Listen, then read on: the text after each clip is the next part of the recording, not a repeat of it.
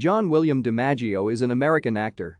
His most famous voice roles include Bender on Futurama, Jake the Dog on Adventure Time, Marcus Fenix in the Gears of War series, Dr. Drakken on Kim Possible, Hack Fu in Jackie Chan Adventures, the Scotsman on Samurai Jack, Brother Blutt on Teen Titans, Shnitzel on Chowder, Fu Dog on American Dragon, Jake Long, Hammerhead and Sandman on The Spectacular Spider-Man, Aquaman on Batman, The Brave and the Bold, King Zog on Disenchantment, Wakka, and Kimahri in Final Fantasy X, Rath and Aggregor on Ben 10, and Gonza in Princess Mononoke. Born and raised in North Plainfield, New Jersey, DiMaggio graduated from North Plainfield High School. He attended Rutgers University. DiMaggio is known for his roles as Bender on Futurama, Marcus Fenix in the Gears of War franchise, Dr. Drakken on Kim Possible, Jake the Dog on Adventure Time, Wakka, and Kimahri in Final Fantasy X, and Niblet on Pound Puppies.